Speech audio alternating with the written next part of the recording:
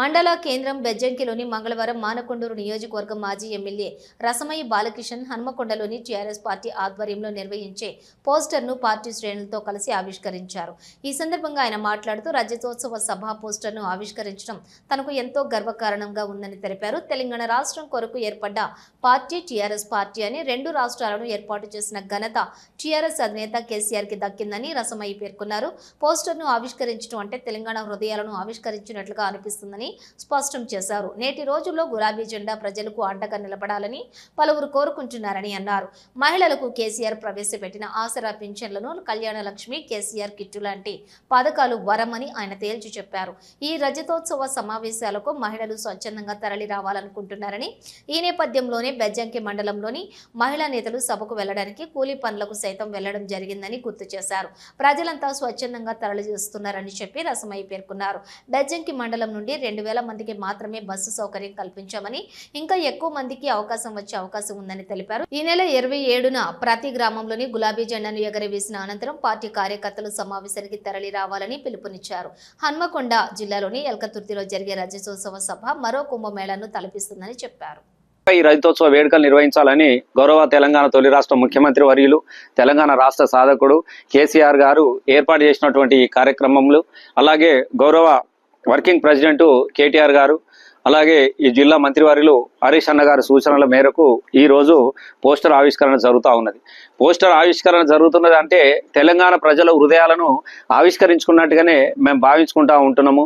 ఎందుకనంటే ఇలా తెలంగాణ టీఆర్ఎస్ యొక్క తొక్కులాట, బీఆర్ఎస్ పార్టీ ఆకాంక్ష అంతా కూడా తెలంగాణ రాష్ట్రాన్ని ఏ విధంగా అయితే మనం సాధించుకున్నటువంటి తెలంగాణను ఒక 10 సంవత్సరాల కాలంలోనే చాలా అత్యంత అద్భుతంగా, అంటే ప్రపంచమే ఒక ఆశ్చర్యపోయే విధంగా అతి తక్కువ కాలంలో అభివృద్ధి చెందినటువంటి రాష్ట్రంగా ఏర్పాటు చేయడానికి కోసము మరి బీఆర్ఎస్ పార్టీ తరపున గౌరవ కేసీఆర్ గారు వారు ముఖ్యమంత్రిగా ఉన్నటువంటి సందర్భంలో ఇలా ఈ గులాబీ జెండా మళ్ళీ ప్రజలకు అండగా నిలబడాలన్నటువంటి ఆకాంక్ష ఇలా ప్రజల్లో వ్యక్తమవుతా ఉన్నది.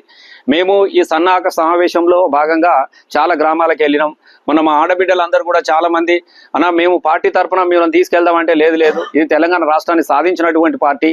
ఇలా తెలంగాణ రాష్ట్రంలో అనేక మంది మహిళలకు సంతోషం. ఎందుకనంటే ఇలా కళ్యాణ లక్ష్మి లాంటి పథకం కావచ్చు, కేసీఆర్ లాంటి కిట్టి పథకం కావచ్చు, అలాగే ముసలాళ్లకు ఆసరా పథకం కావచ్చు, ఇలా ఆడబిడ్డలను కన్నీళ్లు తీర్చినటువంటి పార్టీ బీఆర్ఎస్ పార్టీ. కాబట్టి దాని రజతోత్సవ సభకు మేమే స్వచ్ఛందంగా మా శ్రమ చుక్కలతో మేము కష్టం చేసుకొని మేము కూలి పైసలు తీసుకొని వస్తాము, అవసరం అంటే మీకు అందజేస్తాం తప్ప మీ డబ్బులు మాకు వద్దని చెప్పేసి మా ఆడబిడ్డలు కూలి పనికి పోయినందుకు నిజంగా ఇదే స్ఫూర్తి, వాళ్ళకి ధన్యవాదాలు తెలియజేస్తూ గా స్ఫూర్తి అనేది ఇలా నియోజకవర్గం అంతటా కూడా మాకు కనబడతా ఉన్నది.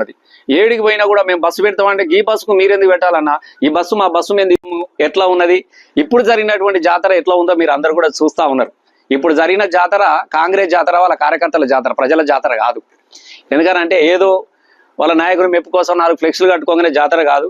ఎందుకంటే ఆ జాతర గొప్పగా జరగాలన్నటువంటి ఉద్దేశంతో గతంలో ఆలయ అభివృద్ధి కోసం మేము తీసుకొచ్చిన నిధులే తప్ప కొత్తగా 1 రూపాయి పెట్టిన పరిస్థితి కూడా ఎక్కడ కనబడలేదు. మీకు మేము తీసుకొచ్చిన 1 కోటి రూపాయలతోనే గతంలో కొంత పని చేసిర్రు, అదే మనం కనబడతా ఉన్నది, దాన్ని మేమే తీసుకొచ్చినామని చెప్పుకుంటా ఉన్నారు. అలాగే గతంలో ఈ రోడ్డు మనమే తీసుకొచ్చినాం, ఎప్పుడో శాంక్షన్ అయింది కూడా మీ అందరికి తెలుసు.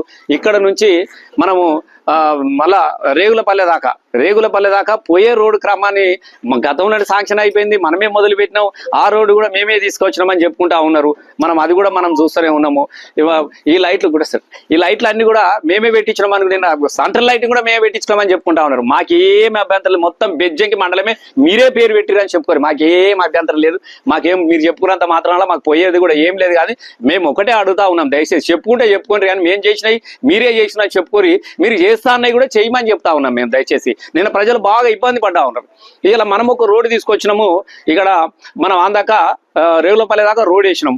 మిమ్మల్ని ఏం ఆడుతున్నాం, ఆ రోడ్ గుట్ట చుట్టూ ఇంకొక రోడ్ వేయమంటున్నాం, అంతే కదా. మేము వేసినాం, ఇంత పెద్ద రోడ్ వేసినాము, గది తీసుకొచ్చి మీ శిలాపలకం బ్రహ్మాండంగా పెట్టురి, మేము వచ్చే సపార్లు కొడతాం, మీ నెత్తి మీద పూలు కూడా వెళ్తాం, గుట్ట చుట్టూ అది చేసుకొని చెప్పుకోమని చెప్పేసి మేము అడుగుతా ఉన్నాం.